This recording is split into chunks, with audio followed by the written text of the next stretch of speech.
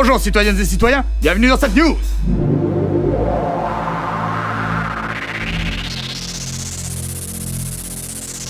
Suite à ces 2 derniers mois un petit peu calmes au niveau de notre activité, nous nous sommes dit qu'il serait peut-être pertinent de vous dire ce qu'il s'est passé. Il y aura une farandole d'interrogations à la fin de cette vidéo, mais ne vous y précipitez pas tout de suite, car je vais dès maintenant répondre à de nombreuses questions qui avaient été posées. Vous avez peut-être remarqué que cela fait longtemps que l'on n'a pas tourné dans le Nexus 6. Eh bien c'est tout simplement parce que le cockpit a explosé. Ah bah ça oui, c'est un euphémisme de dire qu'il a explosé. En fait, le fluide radioconcentrique a été dévié lors de l'amorçage du breaker. Du coup, il y a un effet de Rosenberg. Les collecteurs sont surchargés, les squitters vrillent, il y a surfusion dans la trompette, l'énergie s'accumule dans le flush sous le barbus, et là, ça explose. On vous montrera ça sûrement un jour, mais en attendant, on est en plein travaux pour le reconstruire. On est en plein travaux. Nous avons reçu l'aide du CNC Talent, ce qui est une excellente nouvelle, d'autant plus que ça va me permettre enfin de me consacrer à 100% à la chaîne, ce qui était très loin d'être le cas jusqu'à présent. Putain, je me sens dans l'obligation d'intervenir parce que si c'est le capitaine qui vous explique mon métier, vous allez rien comprendre. Bah ouais, moi je m'occupe des chiffres et c'est chiant les chiffres. Alors c'est facile de lire des livres, de regarder des films et de donner son avis. Moi je lis des chiffres, je regarde des budgets prévisionnels et j'ai aussi envie de donner mon avis. Le CNC vient de lancer une nouvelle aide pour aider les productions audiovisuelles à destination d'internet. Et ça c'est cool. Et il se trouve que Nexus 6 fait partie des premières chaînes à bénéficier de cette aide. Et ça, c'est encore plus cool. D'ailleurs, merci pour tout. Parce que tout ça, c'est aussi un peu grâce à vous et votre soutien. Cependant, et écoutez bien, parce que c'est maintenant qu'on va parler chiffres. Oh! T'as intérêt à suivre, hein. Pour obtenir ces 50 000 euros du CNC, il faut qu'on justifie 100 000 euros de dépenses. Parce que cette aide ne peut représenter que 50% des dépenses. Du coup, il faut que Fenchtos, qui produit Nexus 6, en trouve 50 000 supplémentaires. Grâce à vos dons Tipeee, vous nous apportez 25 000 euros par an. Mais ça veut aussi dire qu'il nous reste encore à trouver 25 000 euros dans la galaxie. Les membres du Nexus 6 travaillent comme des dingues pour trouver d'autres sources de financement. Et putain, j'en bouffe des papiers de merde et ça me saoule. Et en même temps, je crois que ça m'excite. Qu'est-ce que je voulais dire? Ah! Sachez que vous pouvez encore nous aider en continuant à donner sur Tipeee. Plus la somme annuelle sera élevée, plus il sera facile pour nous d'atteindre nos objectifs. Grâce à votre aide et au CNC, beaucoup de choses vont pouvoir se mettre en place. Payer celles et ceux qui nous aident à recréer nos aventures depuis 4 ans. Comme l'ingénieur du son, le directeur de la photographie, la maquilleuse, le responsable des effets spéciaux, les figurants humains, les figurants Xarlax qui coûtent relativement cher. Mais sachez que nos ambitions ne s'arrêtent pas là. Nous avons plein de projets en tête et nous vous en parlerons très prochainement. Faites connaître cette chaîne à un maximum de monde autour de vous. Et même à vos animaux. Votre chien, votre chat. D'ailleurs, notre ingénieur du son, il a commencé à parler avec vos animaux en balançant des ultrasons. Et certains humains du 21e siècle ont l'oreille bien trop fragile. Mais vous y pensez à vos animaux? Votre chien, votre chat, si ça se trouve dans 15 ans, quand ils se mettront à parler, ils vous diront qu'ils ont adoré cet épisode. Vous avez un vrai pouvoir ici, le pouvoir de soutenir les contenus qui vous plaisent. Et c'est grâce à ça aussi qu'on va pouvoir rester indépendant, ne pas accepter des placements de produits putassiers pour Zegamapiz ou Get Funky. Du coup, n'hésitez vraiment pas à continuer à nous soutenir via Tipeee. On aura de comptes à rendre qu'à vous, et ça, c'est génial. Merci à nos tipeuses et à nos tipeurs. Vous avez aussi été nombreuses et nombreux à nous demander s'il y avait de nouveaux projets, et la réponse est oui! Premièrement, nous avons prévu de vous faire visiter le nouveau cockpit dans une vidéo à 360 degrés, peut-être même y aura-t-il ma cabine personnelle. Et enfin, le gros projet sur lequel on est depuis des mois, le court-métrage Nexus 6, qui vous présentera une de nos vieilles aventures. Dès qu'on en saura plus, on reviendra vers vous. Vous avez posé beaucoup de questions concernant les collaborations à venir, alors sachez qu'il y en a beaucoup de prévues, mais je préfère garder le secret dessus. En tout cas, sur les collaborations passées dont je ne vous ai pas encore parlé, il y a celle de Valentine de la chaîne Le Clou du Spectacle, une chaîne spécialisée dans le théâtre. Donc si ça vous intéresse de savoir quelle est ma relation à cette forme d'art, allez voir la vidéo. Le travail de Valentine est très bon, donc n'hésitez pas à vous abonner si ça vous intéresse, elle mérite beaucoup plus de visibilité. Est-ce que tu peux inciter les gens à aller au théâtre? Mais allez au théâtre, citoyennes et citoyens. Concernant les conventions, eh bien nous serons aux Intergalactiques de Lyon, comme chaque année, le 21 et 22 avril 2018. Pour nos abonnés belges, luxembourgeois ou du Grand Est, nous serons au Crax 2018 d'Arlon le 5 mai. Pour nos amis sudistes, nous serons au Martigues SF Film Fest du 27 au 30 avril. Ça va vraiment être génial et il y aura notamment Joe Dante.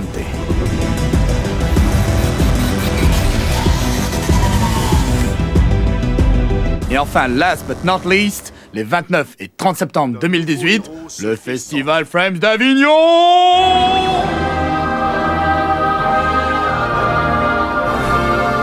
Soyons au rendez-vous pour un énorme plaisir. Et il y aura qui? Vous le saurez très bientôt. Passons maintenant à ce que vous attendez tous, la farandole d'interrogation, et c'est maintenant. Bienvenue dans la Zegema Fuck ou la farandole d'interrogation.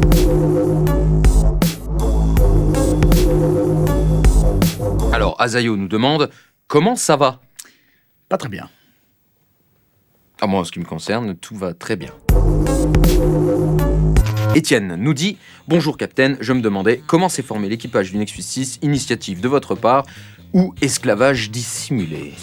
Vous verrez ça dans un épisode. Alors Kili ou Kilimanjaro nous demande... Kilimanjaro. Ah, mais c'est peut-être Kilimanjaro. Ouais, enfin, moi je l'ai écrit en katakana, puis je mettrai pas le signe nez, je mettrai N. Mais je me trompe peut-être. En tout cas, allez-vous parler de jeux de rôle de science-fiction dans une future émission. Alors oui, j'ai peut-être pas été très clair là-dessus, mais on parlera de la science-fiction dans toutes ces itérations, quoi. Donc pourquoi pas le jeu de rôle. Et tu penses qu'il parle d'une... Il a une référence en particulier? Oui, je crois. Warhammer 40 000, c'est ça? Je suis susceptible de parler de tout, tant que c'est de la SF, pourquoi pas une pièce de théâtre, pourquoi pas de la musique.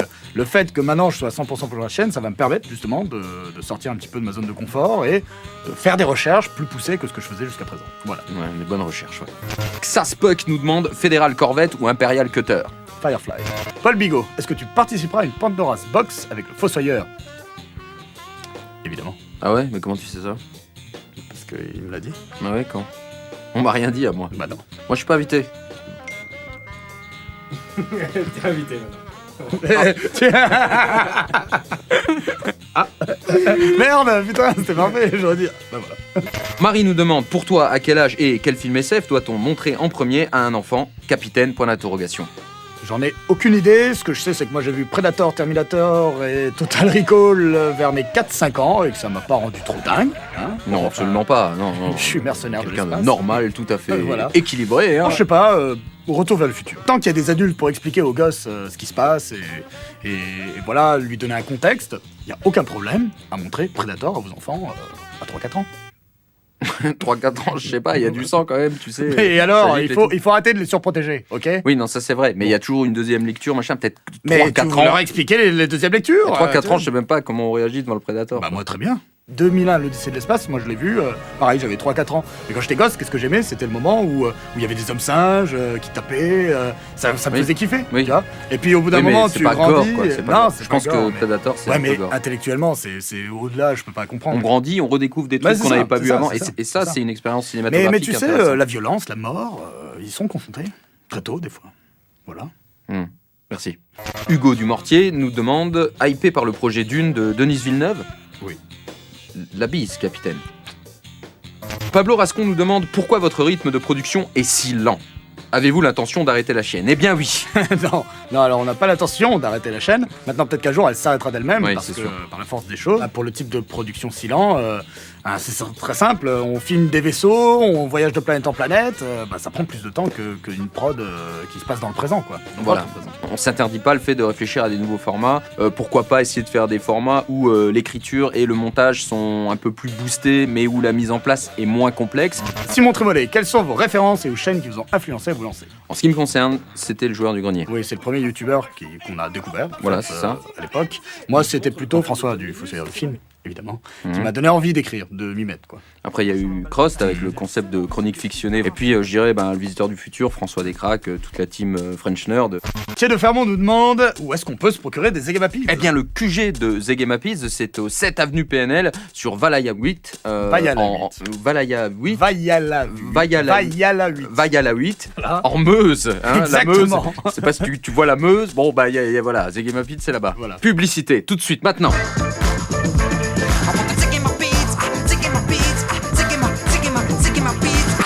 Alors Dante ou Dante nous demande comment avez eu l'idée de faire votre chaîne, capitaine?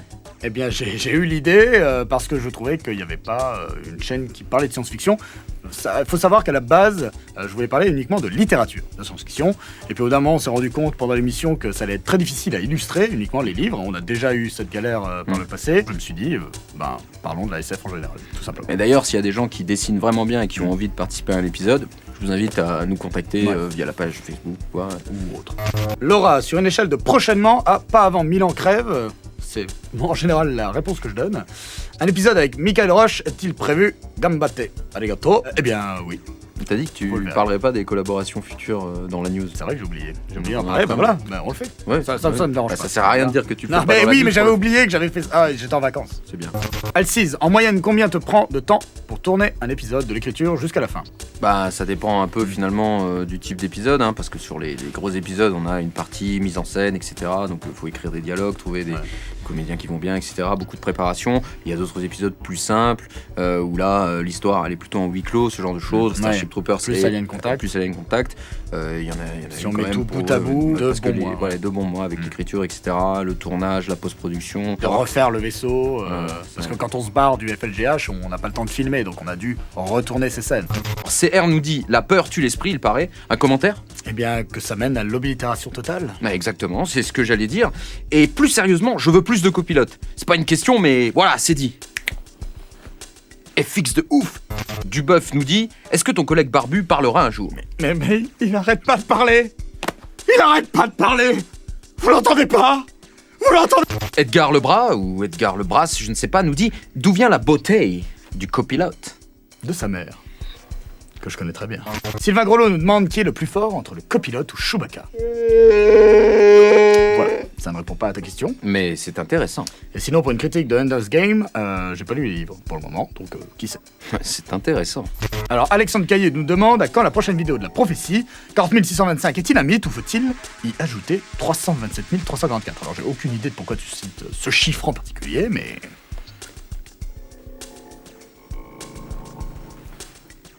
VFX de ouf. Alors, Chevalier Pingouin, excellent pseudo. Ouais, J'adore. Yo, comment va évoluer le rapport homme-femme après la découverte de toutes les autres espèces qui vivent dans la galaxie? Eh bien écoute, il va pas évoluer par rapport à cet événement-là, il va évoluer par rapport au fait que les Xarlax vont annexer la Terre, et du coup vous allez arrêter d'être des gros cons primitifs. Noël Flantier nous demande « Quel poste au rugby, capitaine ?» Eh bien 12 ou 13?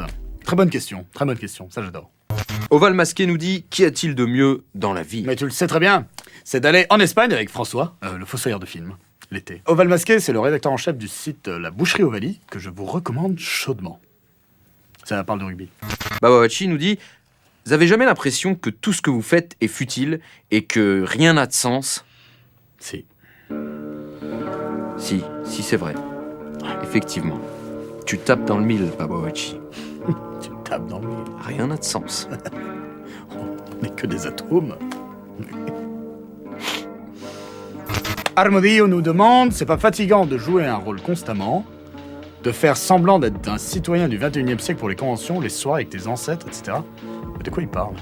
Stanislas Buch nous dit... Stanislas Buch nous... Stanislas Buch nous dit comment avez-vous construit votre décor? Mais on l'a pas construit. C'est J'ai un acheté vrai le vaisseau, il a putain de payé. merde. Arrêtez de poser des Arrêtez. questions à la con. Mister Sakana, comme je vis en février 2018, je ne l'ai pas encore vu, donc Star Wars 9, il est cool ou pas? J'ai pas le droit de te répondre parce que ça détruirait le continuum espace-temps. Et sinon, la destruction de l'humanité, c'est pour quand? Eh ben, on l'a dit dans l'épisode Alien Contact, Oui, c'est le 16 juin 2039. voilà, préparez-vous. Un certain Léo Grasset nous demande c'est qui que tu préfères entre Dirty Biology 3000 et François Terrel? C'est assez évident. Il y en a un qui est chiant quand même. Hein. Oh putain. Ah la vache. Tellement. Scott Belas de Musicodrome nous demande quelle est la vidéo dont vous êtes le plus fier et y a-t-il des projets en préparation plus gros? Donc ça on y a déjà répondu. Alors la vidéo dont tu es le plus fier? Bah c'est pour le moment Starship Troopers parce que c'est la plus aboutie. Moi c'est pareil, après c'est vrai que celle sur Blade Runner 2049 je l'aime beaucoup puisque c'était la plus personnelle. Avant Starship Troopers, Blade Runner, le jeu, Ouais. m'avait vraiment plu parce que j'avais pu jouer un peu à George Stobart du futur et je suis fan des Chevaliers de Baphomet. Tout ceci devenait logique. Ce nez de clown avait trouvé un nouveau propriétaire. Almi Lionel nous demande quel type de propulsion pour votre vaisseau. On a des moteurs supraluminiques de Vauch Industries pour les voyages entre les systèmes solaires, et pour le sublumique, ce sont des moteurs antimatière. Romain Dudu, qui dans l'équipe s'occupe des pires tâches à bord du vaisseau? C'est moi, c'est évident. Bah non. Parce que déjà je dois les supporter, alors que j'en peux plus. Non, c'est Cyril. C'est lui qui fait tout l'administratif et tout ça, les papiers. Bon sang. Et en plus, il doit tuer des gens et complètement. Anaïs nous demande être contrebandier en 2298, c'est de gauche ou de droite? Bonjour Usul. Bonjour Slexno. Eh bien, j'ai une question pour toi. Eh? De gauche ou de droite? Eh bien, tout dépend de la nature du pouvoir central. S'il s'agit d'un empire mauvais qui a servi les peuples, etc., et dont on ne reconnaît pas l'autorité, il n'est pas absurde de se dire que des rebelles, des pirates, y compris des contrebandiers, pourraient être perçus comme de gauche par des peuples asservis, parce qu'ils ne reconnaissent pas cette autorité et luttent contre elle, que ce soit économiquement ou même militairement, quand le temps le permet, bien entendu. Après, il peut y avoir également des contrebandiers de droite. Ceux-là sont sans doute plus méchants. Attention à eux. Eh bien voilà, Anaïs, j'espère que tu as ta réponse. Sip nous demande Matthew McConaughey ou Matthew McConaughey ou Idris Elba. Les deux, évidemment, en même temps. Doagon, qu'est-il arrivé au Nexus 5? Alors là, Mais on s'en à un fout. moment donné, on n'en sait rien. Mais je suis même pas sûr qu'il y en ait eu un de Nexus 5. Enfin, en tout cas, c'était pas à nous, quoi. Enfin, nous, j'ai acheté le Nexus 6, j'étais bourré. C'est moi qui l'ai nommé le Nexus 6, il avait pas de nom. J'espère que cette réponse est claire et t'aide vraiment à avancer dans la vie. Merci Doigon. Jérémy Dufour, qui s'occupe de créer la bande originale de vos vidéos? Eh ben, ça dépend un peu. Par exemple, le générique de Nexus 6, le plus connu, a été fait par Luc Sirem pour toute la partie électronique de la musique originale. Le riff de guitare a été fait par Thomas Keun, qui est l'ingé 6 du Nexus Son. Après, on travaille depuis pas mal de temps avec Cadillac, qui fait de la retro-wave, du synth-wave. Et récemment, on a travaillé avec le groupe Toucan, sur Blade Runner 2049 notamment. Vous avez tous les liens dans la description, et franchement, allez voir leur travail, c'est super. Le Vibromaster, pas une question mais une demande. Le citoyen... Le Vibromaster, pas une question mais une demande. Mais je crève. Pas une question mais une demande. Le citoyen Slexno nous fera-t-il l'honneur d'une petite lecture d'un extrait de livre de SF? Sa voix si suave me fait rêver. Alors il vous a préparé un petit texte, pas d'un livre, mais de quelque chose qu'il apprécie particulièrement. Un beau soir, un crash a lieu sur le garage de la famille Tanner, qui vit dans une respectable banlieue résidentielle. À leur grande surprise, ils découvrent que c'est un alien qui a atterri, Gordon Shumway. Très vite, ce dernier se fait adopter et intègre le domicile des Tanner. Provenant de la planète Melmac, Alf va bouleverser la petite vie tranquille de sa famille d'accueil, ainsi que celle du chat de la maison. Dr Monkey nous dit c'est quoi comme modèle ton vaisseau sacre-bleu? Eh bien écoute, c'est un Starcrawler Mark 7 modifié. Je sais pas à quoi ça va te servir, mais débrouille-toi avec ça. Voilà. Candidat 1462 nous dit votre superbe chaîne reste très orientée blockbuster dès qu'il s'agit de cinéma. Pourquoi ne pas traiter des films SF plus intimistes, Midnight Special, etc. Comme j'étais pas à 100% sur la chaîne, j'essayais de coller un petit peu à l'actualité ou à des choses qui parleraient à plus de gens. Maintenant, je vais faire cet effort justement de traiter de films plus, qui ont moins de visibilité. C'est vraiment une vraie volonté de la chaîne cette année. Il y a pas si longtemps, on a parlé aussi du nanar, quoi. C'est vrai que dans la SF, il y a un tas de trucs à raconter. Nous, on adore ça, donc il y aura vraiment de quoi faire. KR Le Ronin nous dit appréciez-vous les mélanges de styles entre la SF et d'autres genres très différents et avez-vous des œuvres à suggérer avec cette démarche? Il y a un exemple que je cite souvent, c'est SOS Fantôme. Parce que ce qui est intéressant dans SOS Fantôme, c'est que c'est un film à la fois fantastique et de science-fiction. Fantastique pourquoi? Parce qu'il y a des dieux, des fantômes, des êtres éthérés et surnaturels. Et puis, par contre, tout le traitement du sujet est complètement science-fictionnel. Ils utilisent des positroneurs, ils savent les stocker. Au niveau scientifique, il y a des explications. Donc, en fait, on est face à un film de science-fiction avec des éléments fantastiques ou le contraire. Et puis le mélange western et science-fiction, ça existe pas mal aussi. Il y a pas mal d'œuvres comme ça, et notamment dernièrement Westworld, qui est quand même une série assez cool à regarder. L'Aube de la nuit, dont je vous avais parlé dans un épisode livre, mélange la science-fiction et la fantasy, donc je vous le reconseille. Et récemment, j'ai lu un livre de science-fiction de George R.R. Martin, l'écrivain de Game of Thrones. Ça s'appelle L'Agonie de la lumière. Ça se passe dans un lointain futur, mais l'organisation sociétale, il est très médiéval. Il y a des codes d'honneur. C'est vraiment un monde assez intéressant. Donc je vous le conseille vraiment. Lenny Delpech, d'où est venue cette passion pour les SF? Je t'avoue que je m'en souviens plus trop. C'est depuis que je suis. Merci. C'est depuis que je suis tout petit. J'ai vu Star Wars, Star Trek, Predator, Terminator, très très jeune, comme je disais, vers 3-4 ans. Donc ça a toujours été là, même dans les livres que j'ai lus très très jeune. Je sais pas, j'étais fan de Brastar quand j'étais jeune.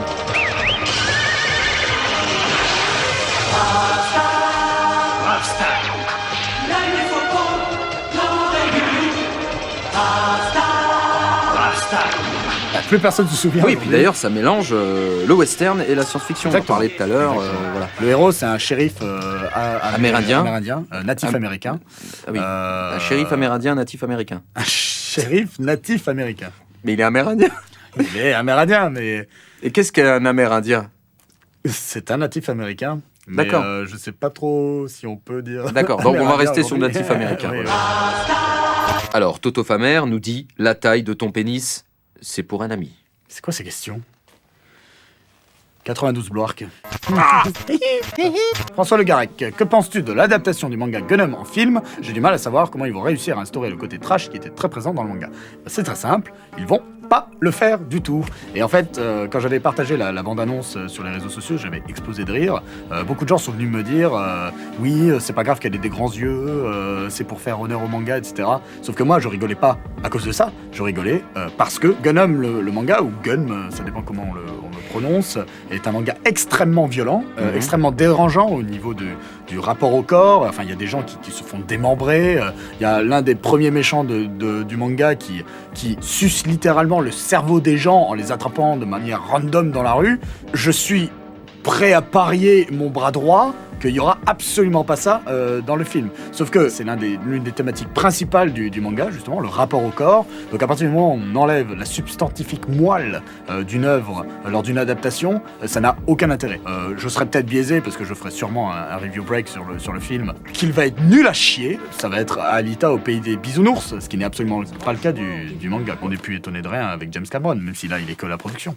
Nostro, bonjour capitaine, salut, je me demande si Salut. vous étiez seul maître à bord dans l'écriture de vos chroniques, ou si votre équipage, que je salue, Salut intervenait. Ce que vous voyez dans les épisodes, c'est mon analyse, c'est moi qui choisis les sujets, qui décide de quoi on va parler, puis une fois que j'ai tout écrit, j'envoie à Slexno qui va en fait apporter aussi un petit peu sa patte, sa sensibilité, notamment sur tout ce qui est mise en Humour. scène et humour. Parce que je suis aussi. drôle, voilà, donc Ouais. comme je suis drôle et que lui, il est ennuyeux, bah, faut ramener de l'humour, tu vois.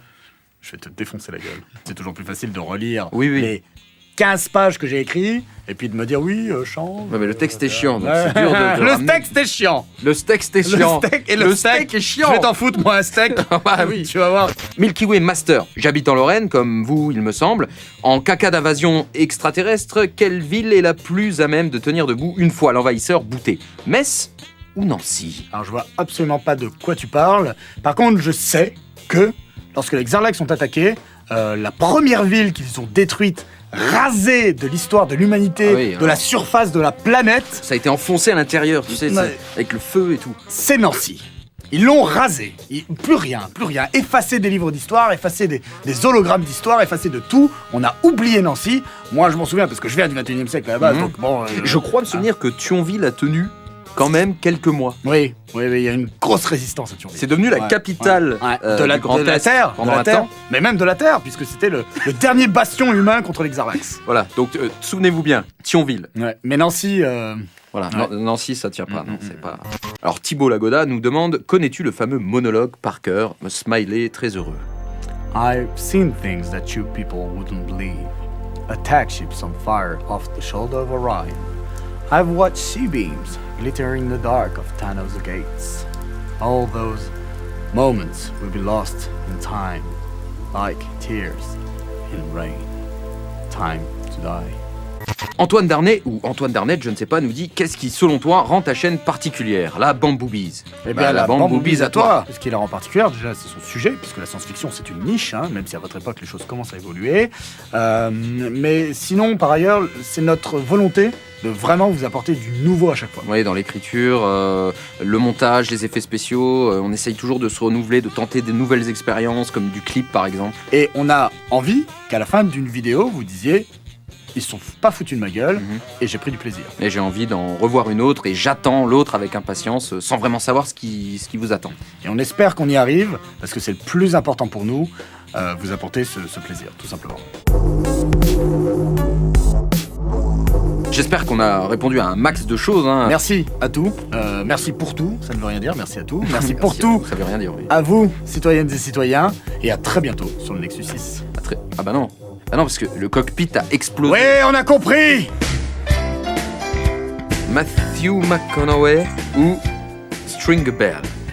Mais quel... qu'ils sont perdus du temps. C'est quoi String Bell? String Bell, c'est Idris Elba dans The Wire. Ah, mais putain, j'en sais rien, moi. Ouais, mais c'est pas grave, je voulais balancer Mais non, ma mais culture dis, Roger, Idris tu vois. Elba. C'est des plus grandes épopées. J'ai mal au dos. Je m'en tape. Super mal. M'en tape. T'as pas un dossier, t'as un dossier. mais T'as non, du travers. mais j'ai- Pourquoi tu mets tout droit en plus sur la chaise alors qu'elle est fait un de côté croisement musculaire. dont le shérif est un natif amérindien. Américain. Ok, je n'y comprends rien. Bon, excuse-moi, en fait. Sérieux? Ouais, non, c'est vrai.